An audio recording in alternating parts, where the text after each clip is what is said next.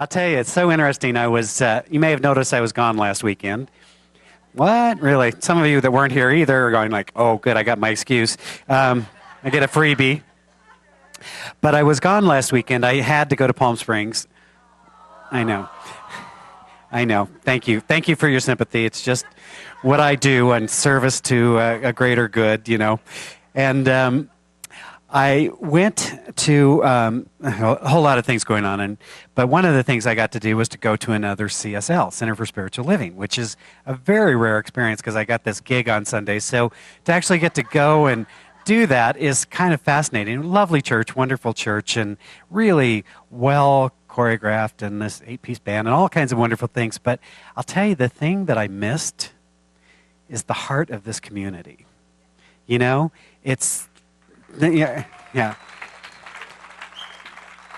So I guess I'll be okay with you loving on each other and, wanting to hang out and all that sort of thing. I do, however, so here's the thing. In case there was reference to the karaoke crowd. And so while I was home studying my Bible last night, it turns out there was a whole crew of people hanging out in the bars representing our church.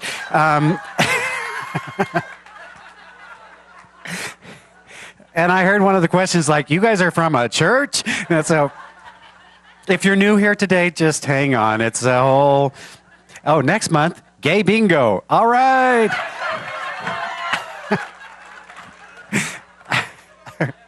Makes a minister proud. I just got to say, makes a minister proud.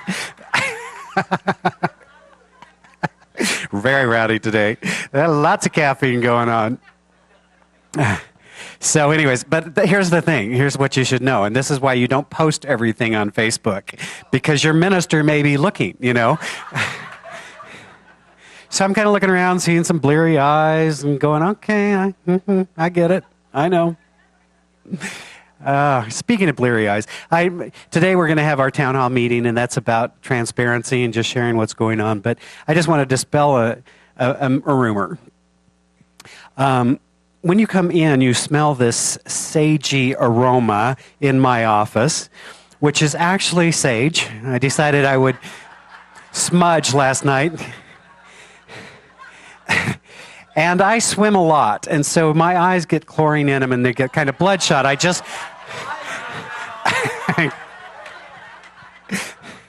So, just do with you what you will with that one. So we've been looking at this idea this month around intention and manifestation. That at the beginning of a year, it's a wonderful thing to look at our life and look at what we want to evolve into, what we want to change, what we want to let go of. And so now we're already 4 weeks into it, and some of us are going, what happened? Right? It seemed so clear at the time, right? So I love this idea, and it's one of the great things, one of the great gifts that we bring forward in terms of Science of Mind to help people understand that this is not just positive thinking, but there's actually spiritual principles at work. And having an understanding of these universal spiritual principles helps us to bring forward the life that we desire. So we started the month by the idea of setting a clear intention, that it's very important for us to know where we're going. Have you noticed this? You will make such better time if you know what your destination is than if you just drive until you get there, right? So having that clarity of intention of what is it I want? What is it I want to do? And then we looked at this universal power, because what I always like to point out is we don't discover universal power, universal principle, once we get into the class. We have already used it all of our life.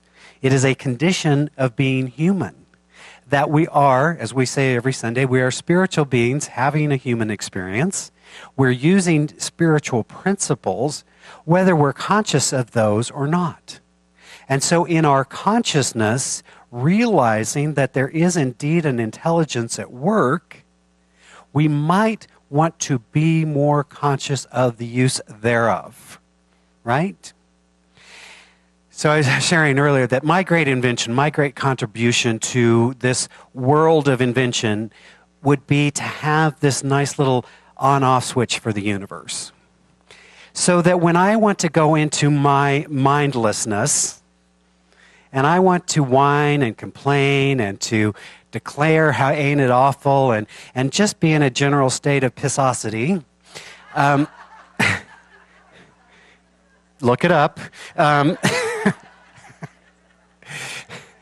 that I'm turning off the universe of the co-creative universe in those moments. Now, wouldn't that be a great invention? Wouldn't you want one? Okay, 1995. But wait, if you order now, you can get two.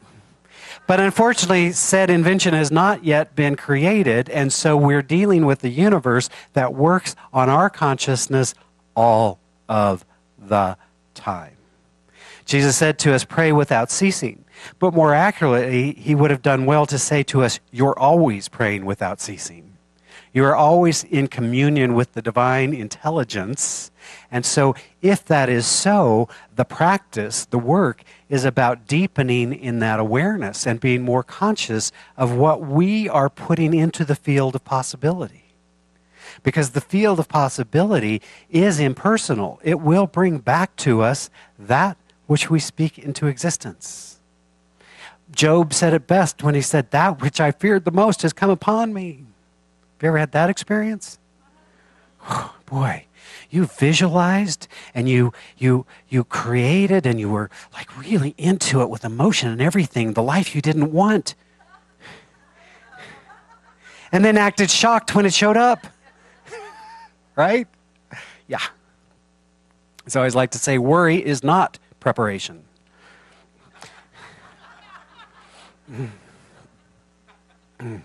So that leads us to today, which is that intention must be followed by action.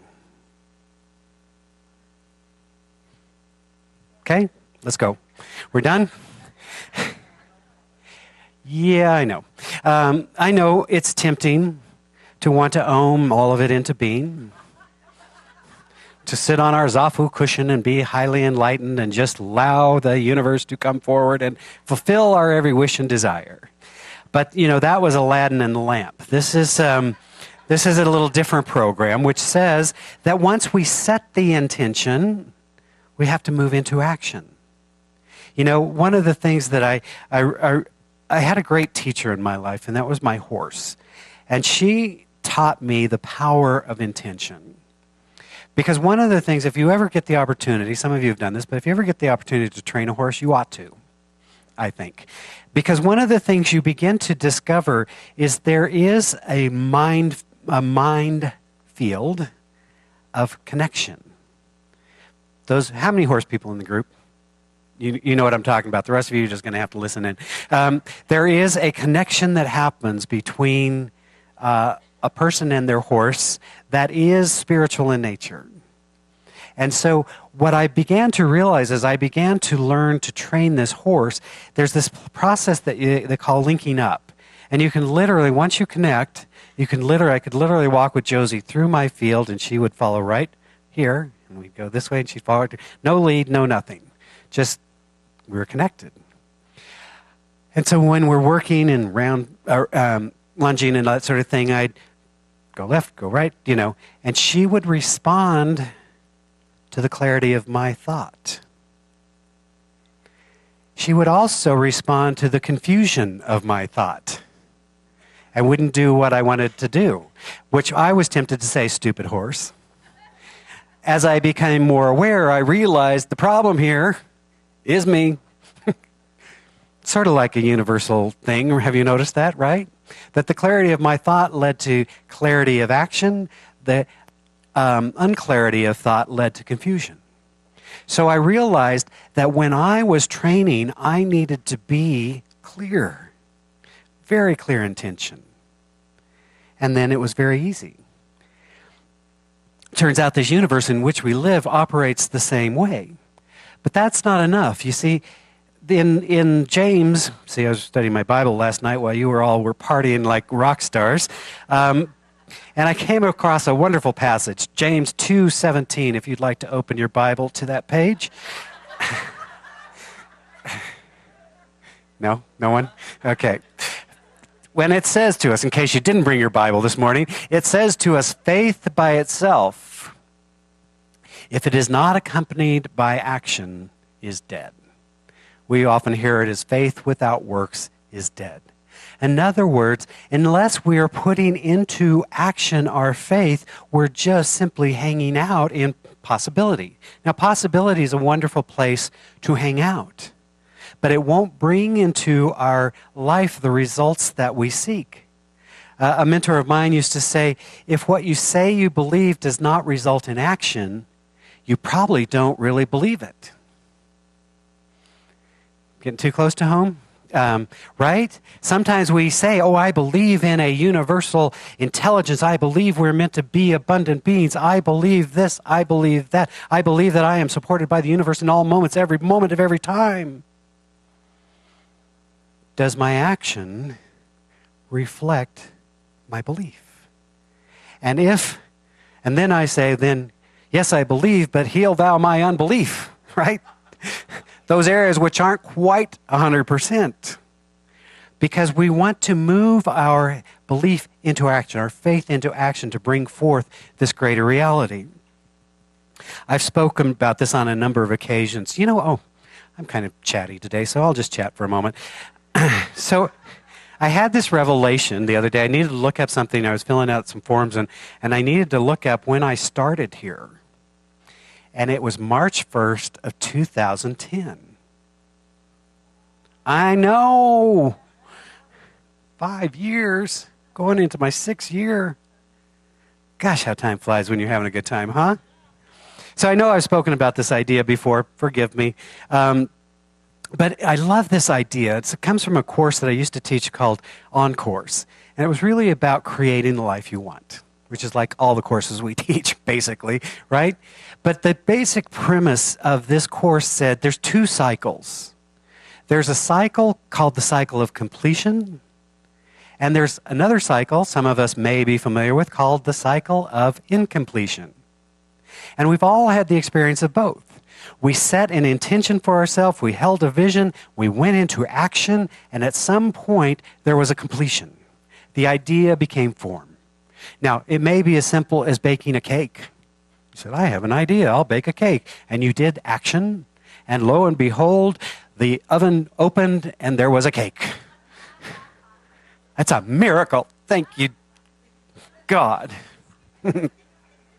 Right? We've all done it. There's also this other lovely cycle, which is the cycle of incompletion. So whereas the cycle of completion is vision, action, and completion, or manifestation, the cycle of incompletion looks like this. Fantasy. Wouldn't it be great? Wouldn't it be lovely? When I win the lottery? All those lovely things that we say, right? Now, hear this. I want you to hear this. Vision and fantasy are very, very similar. Now think about, and always people with vision are mocked and scorned. Not always, but most of the time. So a guy by the name of Jobs, not Job, but Jobs, says, I got this idea. I'm going to put this little box together. And not only can you make a phone call with it, you can take your pictures, you can text, you can do the 400 other things on this thing. You will no longer need to carry your portable fax around with you. Right?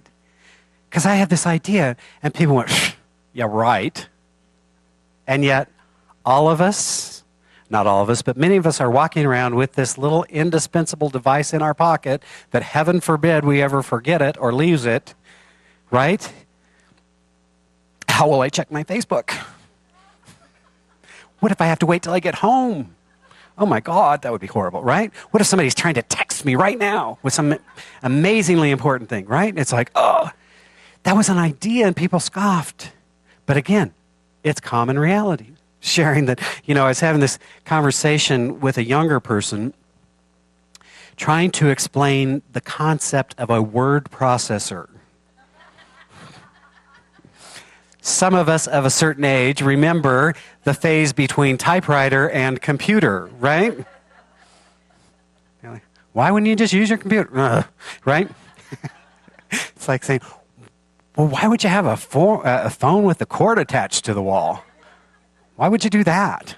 Because it's what we did on our party line when we were trying to get somebody else to stay off of it, right? We'll all know our ages by our technology, right? So here's the thing. Fantasy and vision look similar. The difference is, do we go into activity or do we go into action? Action being defined as taking the steps necessary to bring forward the vision. So sometimes what we do is we say, I have this great idea and I'm going to go get busy doing other things. I'm going to write a book. How much time are you spending writing? This is a little close to home. How much time are you writing? What do you mean writing? I'm just writing a book. I don't want to, actually sit and write. So then everything else is activity around writing a book. Until you're writing, you're not in action.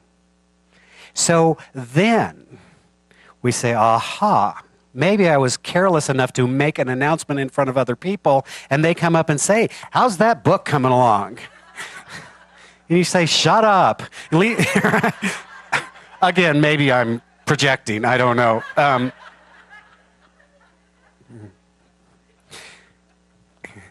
And you say, let me tell you a story about how busy I've been and all the things that have happened in my life and blah, blah, blah, blah, blah, blah, blah, right? So rather than completion, we have these lovely stories. So, anybody recognize ourselves in either of these stories? Right? We've done both of them, right? So the interesting thing is to look at, where am I in this process? If I have a vision, it doesn't require evidence to come forward, but it does require me to move into action.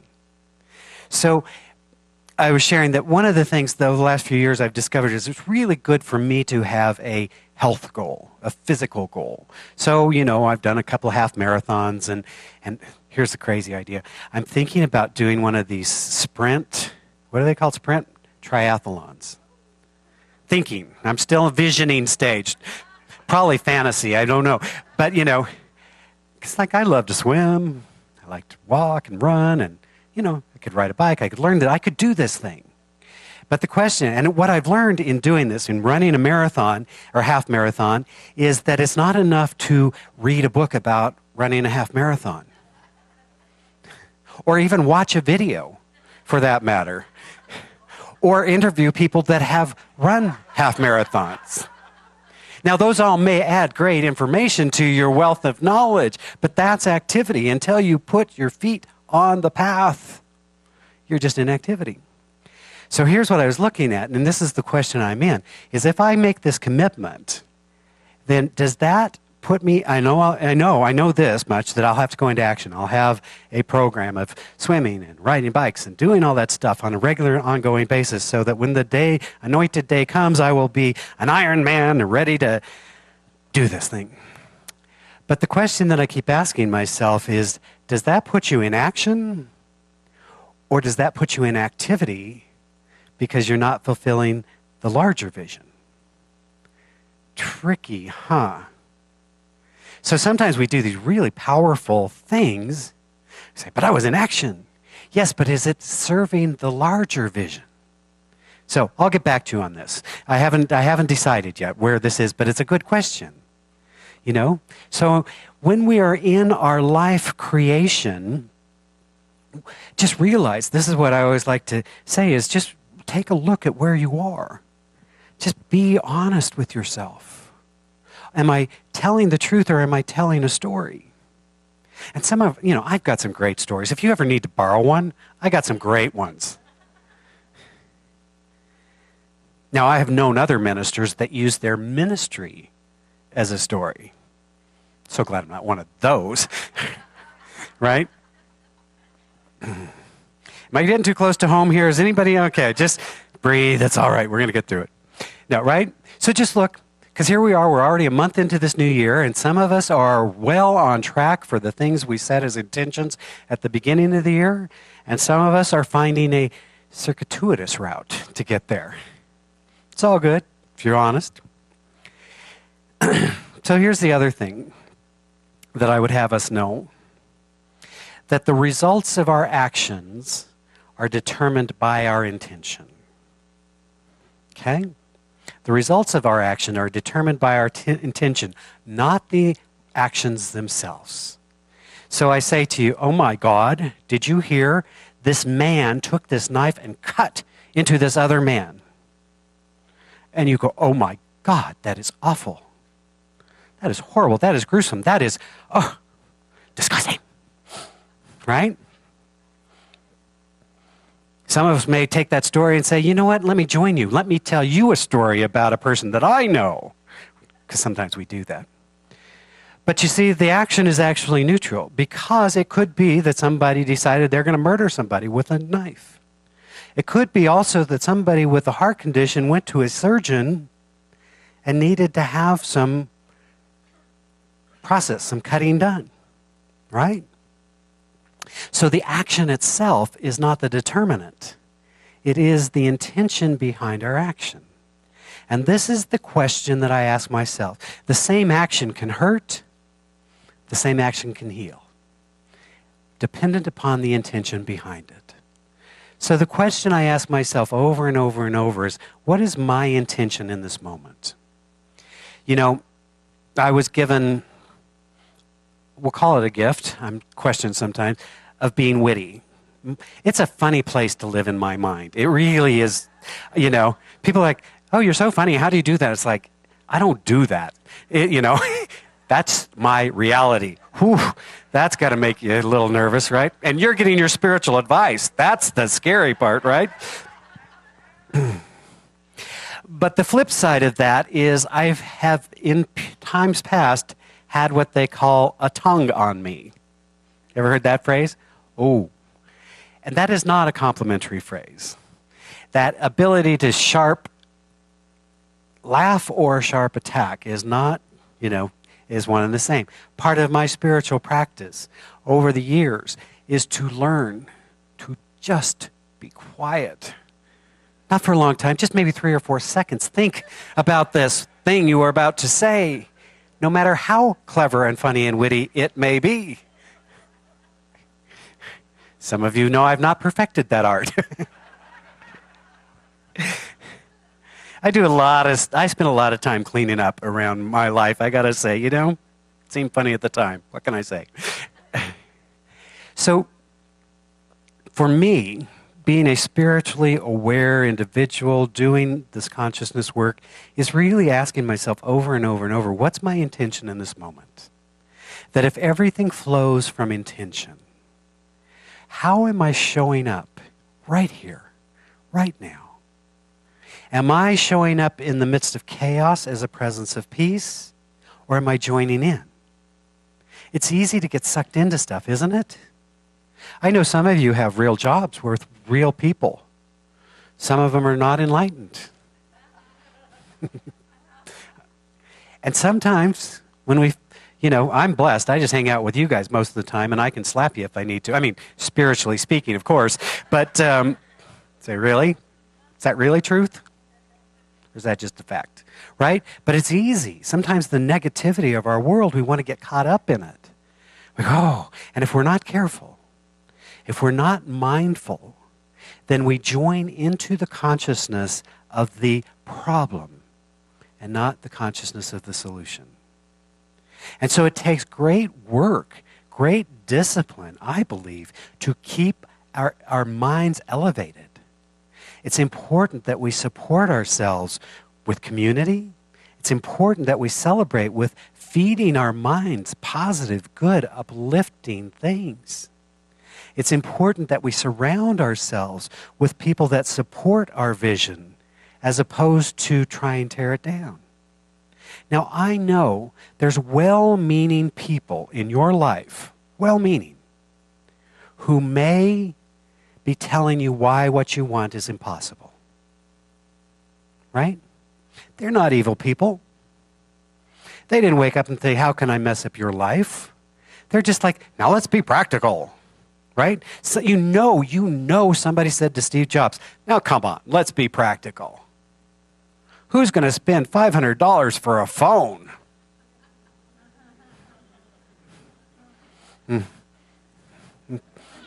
Oh, look, everybody. Somebody said to the guy from Starbucks, nobody's going to spend $4 for a cup of coffee. It's ridiculous, right? Sometimes that's how I know I'm onto something. It's always a fine line, but sometimes that's how I know. It's like, oh, this has got a lot of resistance. This may be something that needs to be explored further, right? So just know well-meaning people will tell you why it can't happen.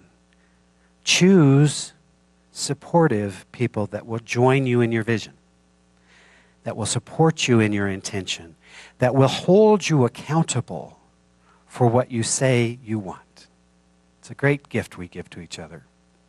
So as we're moving through this month, we're done with this month. We're moving on to love. Enough of the mind. Let's get on to love, right?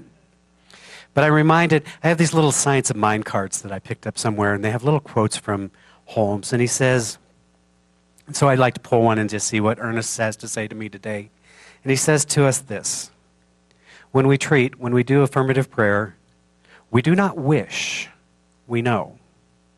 We do not dream, we state. We do not hope, we accept. We do not pray, we announce. We do not expect something is going to happen. We believe that it already has happened. Talked about that a couple of weeks ago. Pray believing, and it shall be done. This great work we do in the power of mind with this universal intelligence, opening our heart to the very greater good, is beautiful work. And so I just want you to know that wherever you are on your journey, maybe you are so far down the rabbit hole of incompletion, you forgot what it was you started out to do. And maybe you are right on track for bringing forth that vision into being. Wherever you are, just know that you're loved and fully supported in being who you are. Let us pray. As we turn inward, honoring and acknowledging this one life, this one divine presence, this one infinite being. And I am reminded of those universal words that say, it is in this presence that I live, move, and have my being. That the one life is revealing itself as my life. And therefore the word that is spoken is the word of the divine spoken through me right now.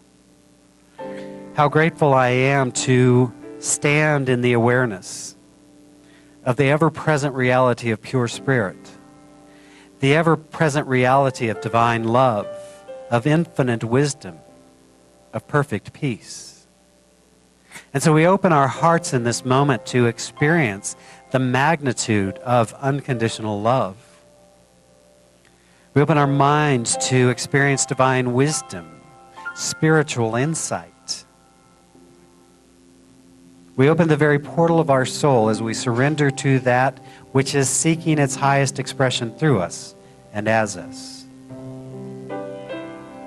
We are reminded that this is the day that the Lord hath made. Let us rejoice in it. Let us rejoice in the life that is seeking its expression through us, as us. Let us know that there is indeed a divine wisdom, a divine intelligence that is guiding and directing our life and our affairs. And so we simply surrender into that, which is to say that we open to it fully. We say yes to the presence of unconditional love, knowing that it heals and transforms our very life and being. We allow our relationships to reflect that divine love, graciously releasing, joyfully accepting our greater good. We know in this moment that we are abundant beings, that we are one with the source and the substance of all that is. And so we allow ourselves to be greater vessels and vehicles through which that greater good can make itself known. We know that wholeness is the order of the day, for this universe is one holy being. And so we allow that wholeness to reveal itself at every level of being, spiritual, mental, emotional, physical. We accept perfect health and well-being as our divine birthright.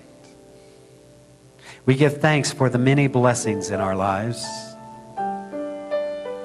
We give thanks for this greater good. And we remember in this moment that there is a divine intelligence at work that is for us, that wants to make itself known through us. And so we say yes to that. We allow it. We accept it. How good it is to stand in this awareness. As we say yes to that vision that is seeking its unfoldment, we know that all that is necessary is already provided for the complete fulfillment of that divine idea. And so we give thanks in advance for that which is making itself known.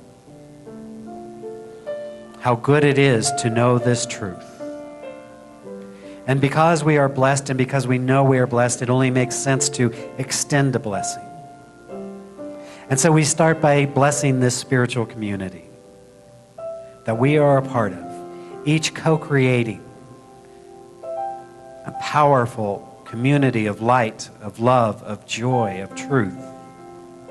How blessed we are. We extend that blessing to our brothers and sisters around the planet.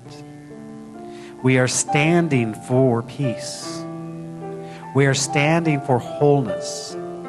We are standing for connection. And even in the appearance of chaos, we know there is a greater reality seeking its emergence. And so we give thanks for a world that works for all, for a planet at peace, for harmony and love and joy to break out across the land. And as always, we bless all priests, rabbis, all ministers, teachers of every faith. For as Gandhi once said, all paths lead to the divine. The destination is the same. And so we bless all paths and name them good. In joy and gratitude, then, I am simply giving thanks for the word spoken here and for the power of the law of mind operating upon the consciousness that we have established, bringing forth a greater good and a greater reality. And so it is with joy and gratitude that I simply release this word, knowing that it is established, knowing that it is done. As together we say, and so it is.